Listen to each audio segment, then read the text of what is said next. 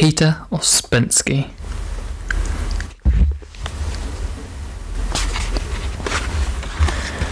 Chapter 6, page 107. Sensation and emotion do not reason, do not compare. They simply divine a given impression by its aspect, by its being pleasant or unpleasant, in one sense or another, by its colour, taste or smell. Moreover, sensations can be indifferent, neither warm nor cold, neither pleasant or unpleasant. White paper, red pencil. In the sensation of white or red, there is nothing either pleasant or unpleasant. At any rate, there need not necessarily be anything pleasant or unpleasant connected with this or that colour. These sensations are so-called five senses, and others, like the feel of warmth, cold and so on, are instinctive. Feeling, functions or emotions are always pleasant or unpleasant. Indifferent emotions do not exist. The difficulty of distinguishing between the functions is increased by the fact that people differ very much in the way they feel their functions. This is what we do not generally understand. We take people to be much more alike than they really are. In reality, however, there exists between them great differences in forms and methods of their perception. Some perceive chiefly through their mind, others through their feeling, and others through sensation. It is difficult, almost impossible, for men of different categories and of different modes of perception to understand one another, because they call one and the same thing by different names, and they call different things by the same name. Besides this, various other combinations are possible. One man perceives by thoughts and sensation, another by thoughts and feelings, and so on. One or another mode of perception is immediately connected with one and another kind of reaction to external events. The result of this difference in perception and reaction to external events is expressed in the first place by the fact that people do not understand one another, and in the second by the fact that they do not understand themselves. Very often, a man calls his thoughts or his intellectual perceptions his feelings, calls his feelings his thoughts, and his sensations his feelings. This last is the most common. If two people perceive the same thing differently, let us say that one perceives it through the feeling, another through sensation. They may argue all their lives and never understand what consists the difference of attitude to a given object. Actually, one sees one aspect of it, and the other a different aspect. In order to find a way of discriminating, we must understand that every normal psychic function is a means or an instrument of knowledge. With the help of the mind, we see one aspect of things and events. With the help of emotions, another aspect. With the help of sensations, a third aspect. The most complete knowledge of a given subject possible for us can only be obtained if we examine it simultaneously with our mind, feelings, and sensations. Every man who is striving after right knowledge must aim at the possibility of attaining such perception. In ordinary conditions, man sees the world through a crooked, uneven window, and even if he realizes this, he cannot alter anything. This or that mode of perception depends upon the work of his organism as a whole. All functions are interconnected and counterbalance one another. All functions strive to keep one another in the state to which they are. Therefore, when a man begins to study himself, he must understand that if he discovers in himself something that he dislikes, he will not be able to change it. To study one thing and to change is another. But study is the first step towards the possibility of change in the future. And in the beginning, to study himself, he must understand that for a long time, all his work will consist of study only.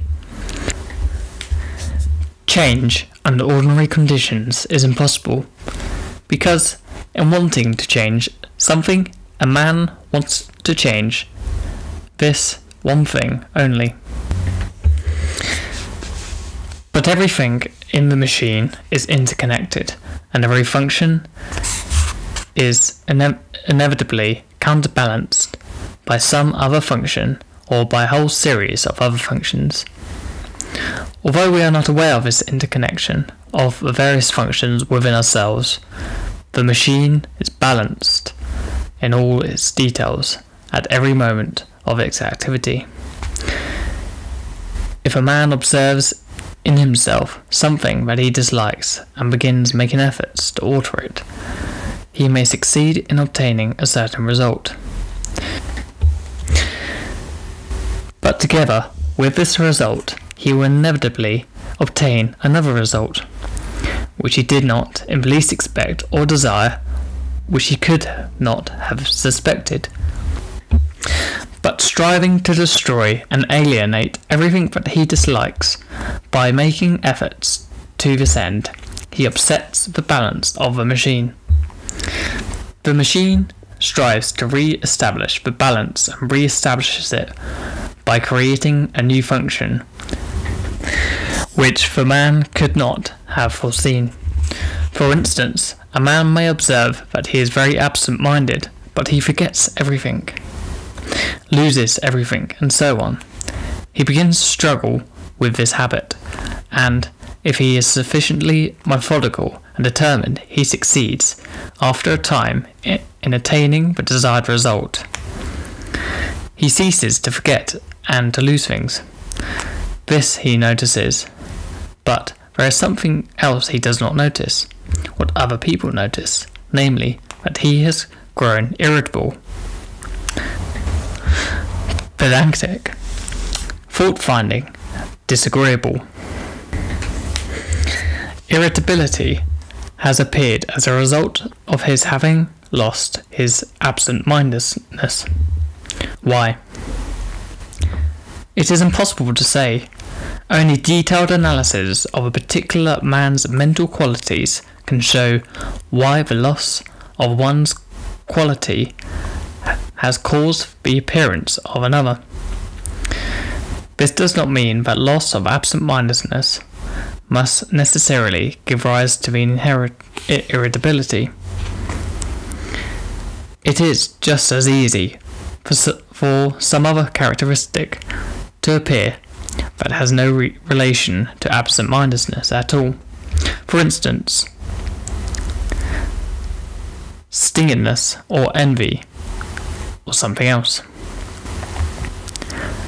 So that if one is working on oneself properly, one must consider the possibility of supplementary changes and take them into account beforehand.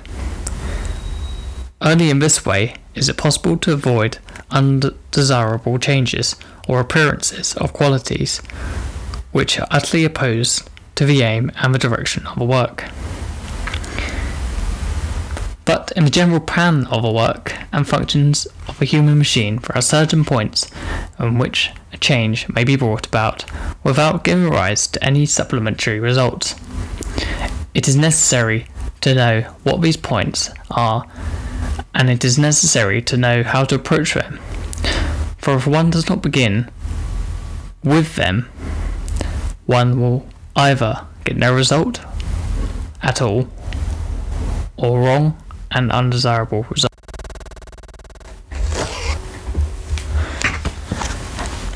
Having fixed his own mind the difference between the intellectual, the emotional, and the moving functions, a man must, as he observes himself, immediately refer his impressions to this or that category.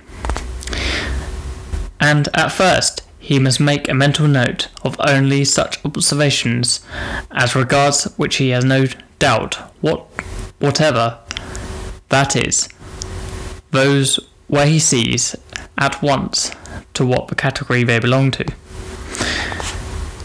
He must reject all vague or doubtful cases and remember only those which are unquestionable. If the work is carried on properly, the number of unquestionable observations will rapidly increase, and that which seemed doubtful before will be clearly seen to belong to the first, the second, and the third centre. Each centre has its own memory, its own occasions, its own thinking.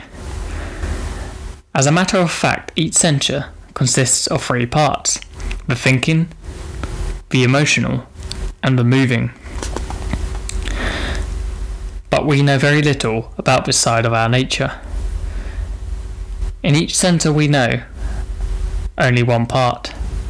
Self-observation, however, will very quickly show us that our mental life is much richer than we think, or in any case, that it contains more possibilities than we think. At the same time as we watch the work of the centres we shall observe, side by side with their right working, their wrong working, that is, the working of one centre or another, the attempts of a thinking centre to feel or to pretend that it feels, the attempts of the emotional centre to think, the attempts of the moving centre to think and feel. As it has been said already, one centre working for another is useful in certain cases, for it perceives the continuity of mental activity.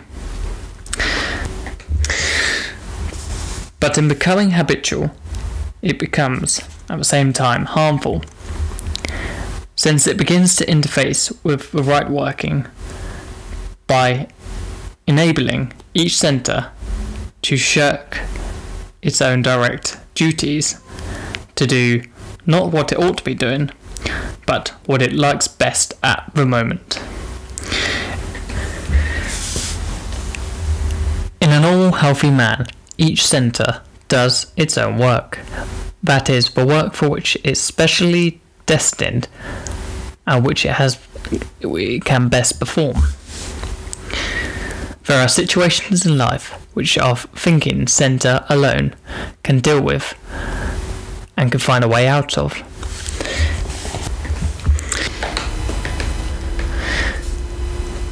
If at this moment the emotional centre begins to work instead, it will make a model of everything, and the result of this interface will be most unsatisfactory.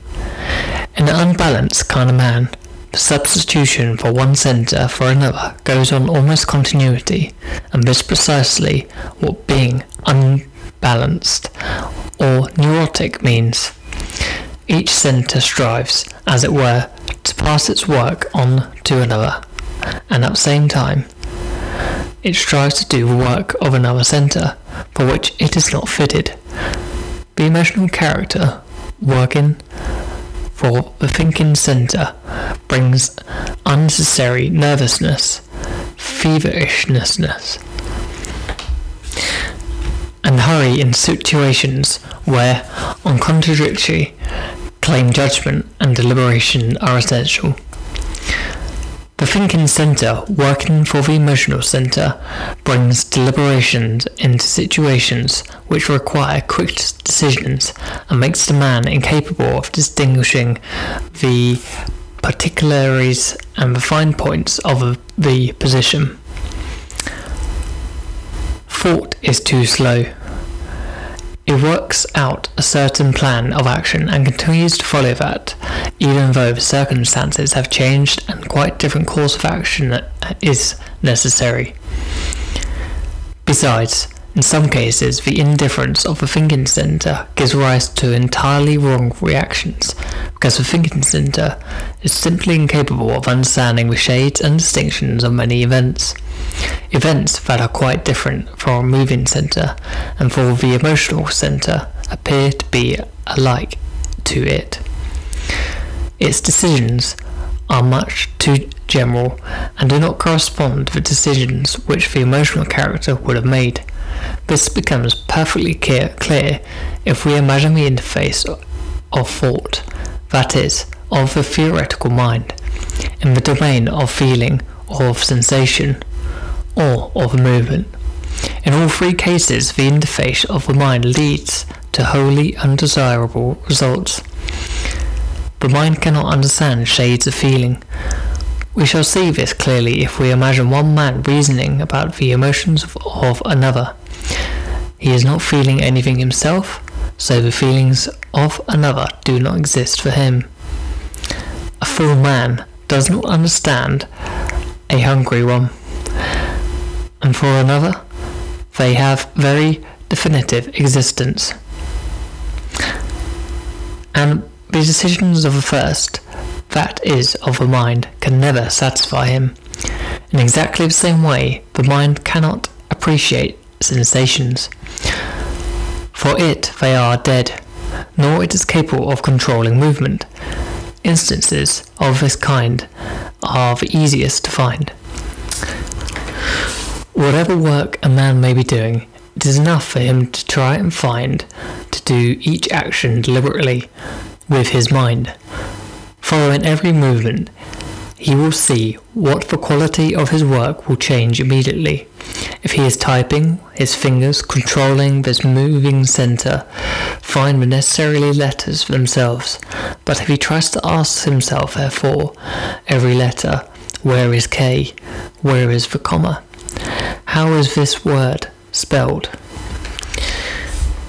he at once begins to make mistakes or write very slowly. If one drives a car with the help of one's mind, one can only go in the lowest gear. The mind cannot keep pace with all the movements necessary for developing the greater speed.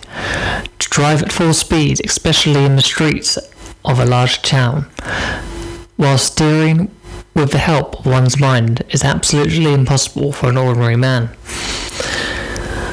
Moving centre working for thinking centre produces, for example, mechanical reading or mechanical listening, as when a man reads or listens to something, but words, and is utterly unconscious of what he is reading or hearing. This generally happens when attention, that is, the direction of the thinking centre's activity, is occupied with something else, and when the moving centre is trying to replace the absent of thinking centre, but it very easily becomes a habit, because the thinking centre is generally distracted, not by useful work, by thought or by contemplation, but simply by daydreaming or by imagination. Imagination is one of the principal sources of the wrong work of centres. Each centre has its own form of imagination and daydreaming, but is as a rule both the moving and the emotional centres make use of a thinking centre, which very rapidly places itself in their disposal for its purpose, because daydreaming corresponds to its own inclinations. Daydreaming is absolutely the opposite of useful mental activity. Useful, in this sense, means activity directed towards a definite aim and undertaken for the sake of attaining a definite result. Daydreaming does not pursue any aim. It does not strive after any result. The motive for daydreaming always lies in the emotional or in the moving centre. The actual process is carried on by the thinking center. The inclination to daydream is due particularly to the laziness of the thinking center. That is, it attempts to avoid the efforts connected with work directed towards a definite aim and going in a definite direction, and particularly to the tendency of the emotional and the moving centers to repeat to themselves, to keep alive or to recreate experience, both pleasant and unpleasant, that have been previously lived through or imagined. Daydreaming of the unpleasant character is an utter absurdity, and yet many people spend 9/10 of their lives in such a painful daydreams about misfortunes which may overtake them or their family, about illnesses they may contract or sufferings they will have to endure. Imagination and daydreaming are instances of the wrong work of the thinking center. Observation of the activity of the imagination and daydreaming forms a very important part of self-study. The next object of self-observation must be habits in general. Every growing up man consists wholly of habits, although he is often unaware of it, and even denies having any habits at all. This can never be the case. All three centers are filled with habits, and a man can never know himself until he has studied all his habits. The observation and study of habits are particularly difficult because in order to see and record them, one must escape from them, free himself from them, if only for a moment.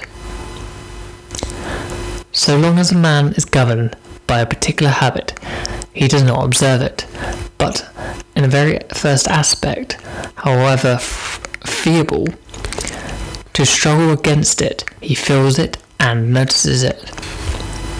Therefore, in order to observe it and study habits, one must try to struggle against them.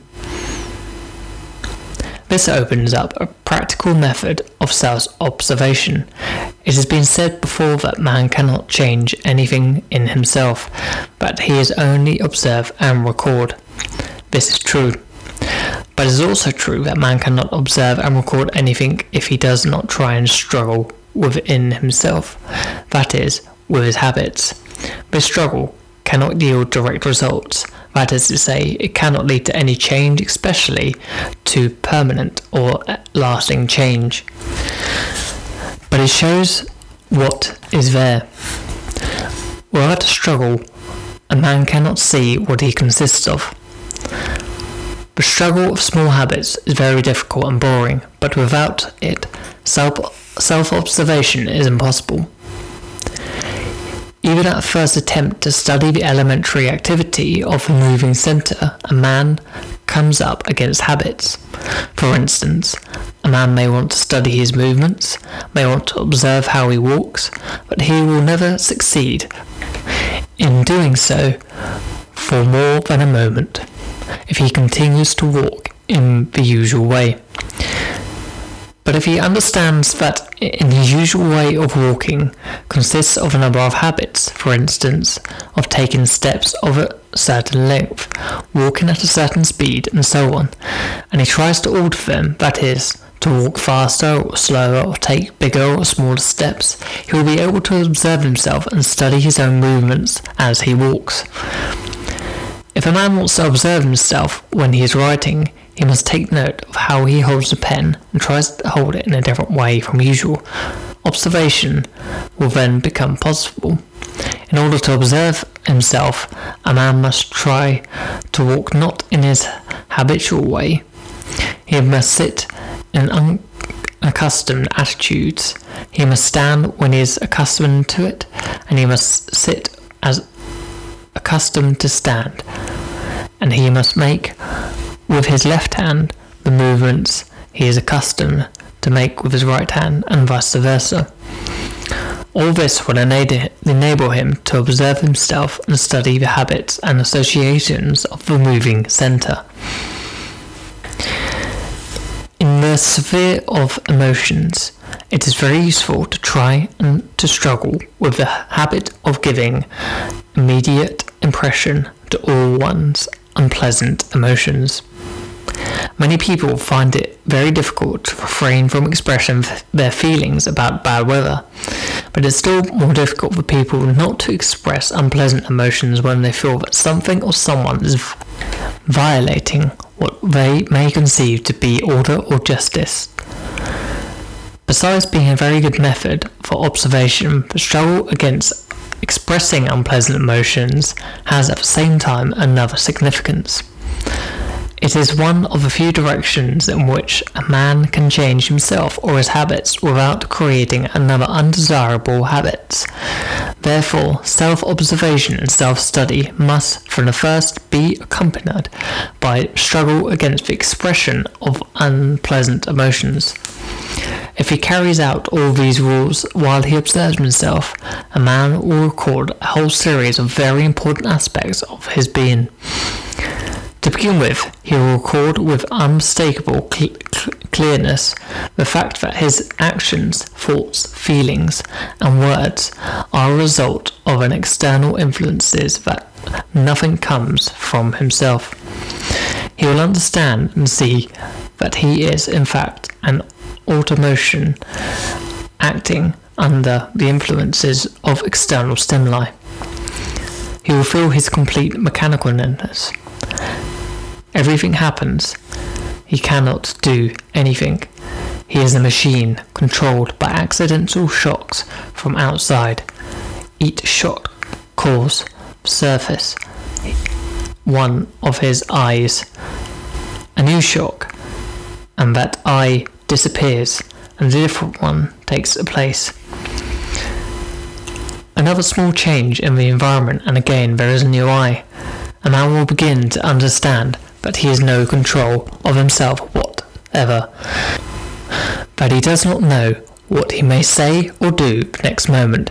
He will begin to understand that he cannot answer for himself, even for the shortest length of time. He will understand that if he remains the same and does nothing unexpected, that is simply because no unexpected outside changes are taking place. He will understand that his actions are entirely controlled by external conditions, and he will be convinced that there is nothing permanent in him from which control could come, not a single permanent function, not a single permanent state. End of reading.